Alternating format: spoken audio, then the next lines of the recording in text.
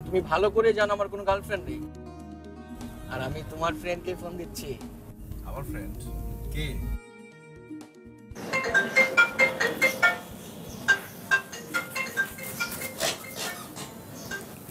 Hello, হ্যাঁ নাবিল আপনি? তোর বের হয়ে গেছিস? হ্যাঁ আমরা বের হয়ে গেছি। ও ড্যাম, আমি এক্ষুনি বের হচ্ছি। না না এখন বের হলে লাভ নেই, আর 1.5 ঘন্টা পর আমার ফ্লাইট, অলরেডি আমরা লেট। Too bad.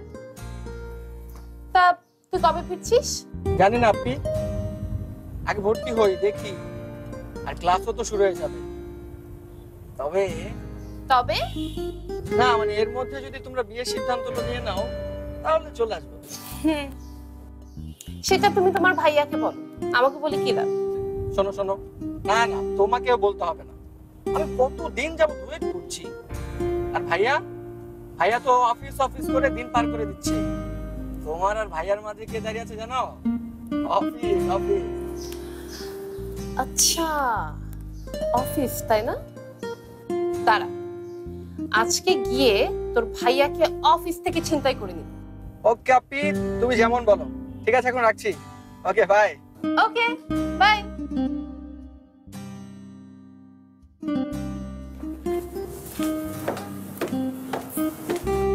শেষ হলো তোদের খেজুর আলাপ? I love Nabil Api, don't you? আমিও বাসি, কিন্তু আমার কেন জানি মনে হয় তুই আমার থেকে একটু বেশি বাসিস।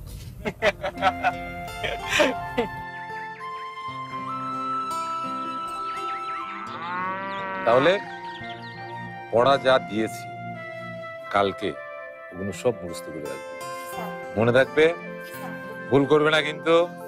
আজ তাহলে ছুটি, যাও। হ্যাঁ এই তোমার কলম, হ্যাঁ যাও, আস্তে আস্তে যাবে কিন্তু। হ্যাঁ হ্যাঁ এটা তোমার, নাও।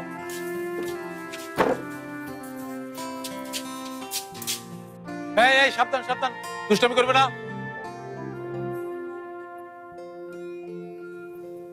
ঝুমুর চা।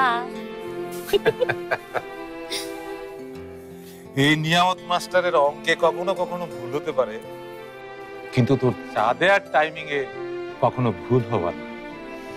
এই না হলে আমি তোমার মেয়ে হলাম? ও চুলের ভার, আমি গেলাম।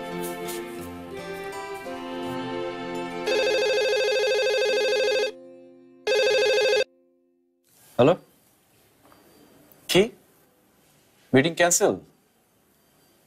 আচ্ছা ঠিক আছে, না না ইমার্জেন্সি কিছু না, ঠিক আছে। হাই।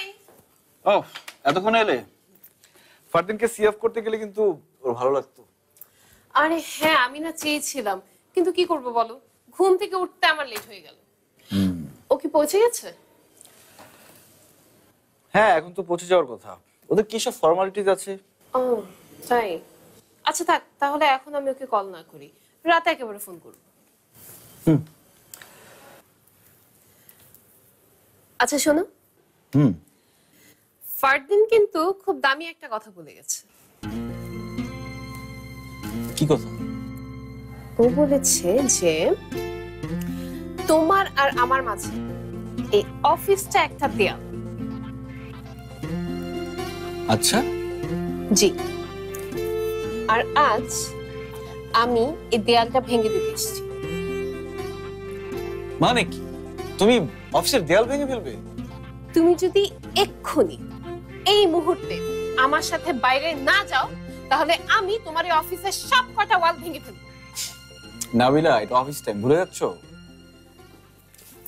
হ্যালো মিস্টার, আমিও কিন্তু আমার অফিস ফাঁকি দিয়ে এসেছি, বুঝতে পেরেছো?